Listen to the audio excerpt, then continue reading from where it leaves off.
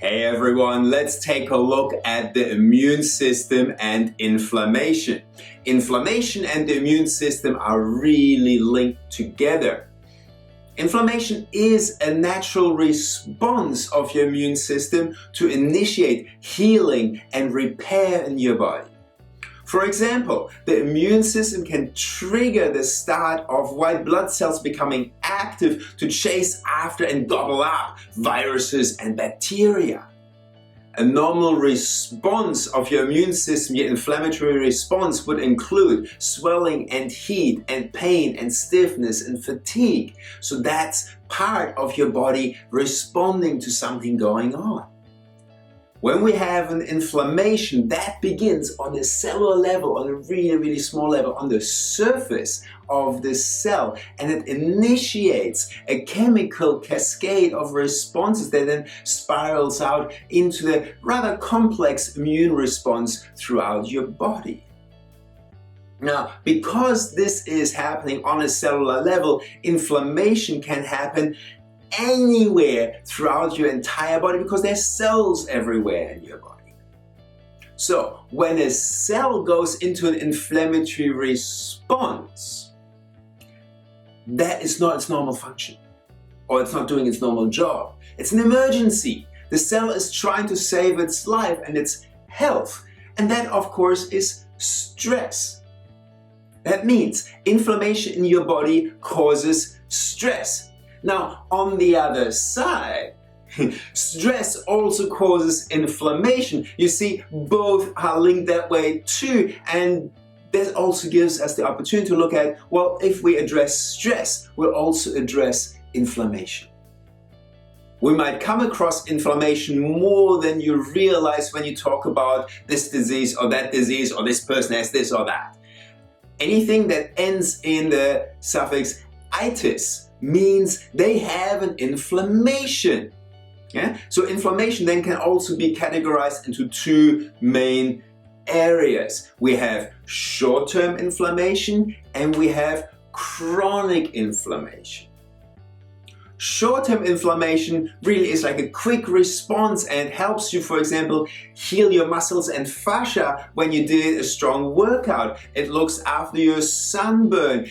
It takes care of an insect bite or makes sure your cut that you have doesn't get out of hand with the inflammation, the infection. So you see, inflammation as a short-term acute inflammation is actually quite important for us to maintain our life, our survival.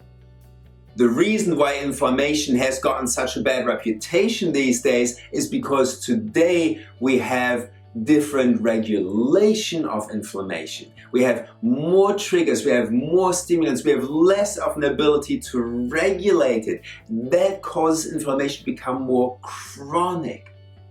Most of the chronic disease or the problematic diseases these days are chronic diseases with an underlying inflammatory state. So these underlying inflammatory states don't need to be severe. They can all be these niggling aches and pains that we simply put up with as like, oh, I'm getting older, it's just part of life, whatever. Yeah? So this might be your achy joints, the swollen abdomen, this might be the niggling rash that doesn't want to go away, and so on. But here's the problem. Long-term low-grade inflammation interferes with cellular function. That in turn, obviously, if we have many cells involved, means that tissue doesn't work. When the tissues don't work, we get problems with organ function. And here's how stress fits into the picture. Stress directly influences your hormone levels, ups your hormone levels of adrenaline and cortisol. These are direct stimulants of your inflammatory response. Now, if we have chronic high levels of those hormones, we have chronic inflammation, that means your system is chronically inflamed and your immune system is chronically up. When then an actual virus comes, an actual bacteria comes in to need to be addressed, then your system is preoccupied and can't respond to that emergency. That's why we're seeing problems with infections today. And the same holds true for mental and emotional stress. The body doesn't distinguish whether it's physical, mental, emotional, or is a bacteria coming in or a virus coming in. Your body goes into a state of more inflammation, pre-active, maybe even already exhausts its immune system and is less able to deal with new emergency situations. So how about other types of stress? And here's a tricky one: loneliness and separation.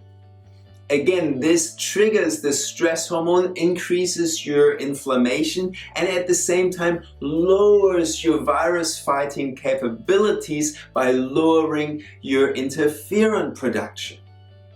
And then we have the long range effects.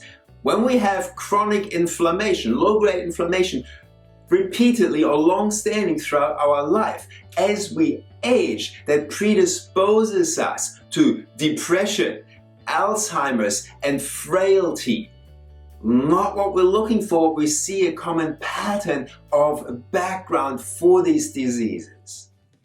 So let's get to the more uplifting part. What can we do to improve our health and well-being and not drop into the inflammatory patterns?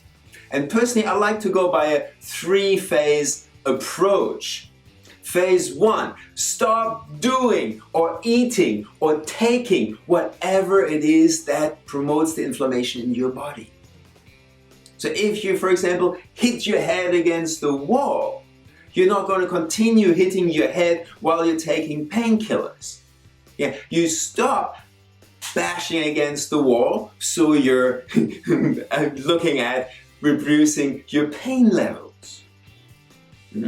Second, we need to come up with something that we can eat, something that we can do, something that we can take to make our inflammatory levels subside and to increase our health. So this is exercise. Exercise lowers your inflammation and boosts your immune system. That is rest and sleep. We've discussed that in detail in an earlier video. That's also your nutritional approach. What can you eat? What can you take? What you might want to cut out to have less inflammatory triggers in your body. Thirdly then, once we have improved our situation, you want to go to a maintenance level. That means you pick out from what in the second phase really worked for you and you build that into your daily life. So you're preventing any kind of drop, but you build greater resilience, you build greater health, so the inflammation and the lowered immune system does not occur anymore. You're ready to fight infections, you're ready to fight viruses when they come in.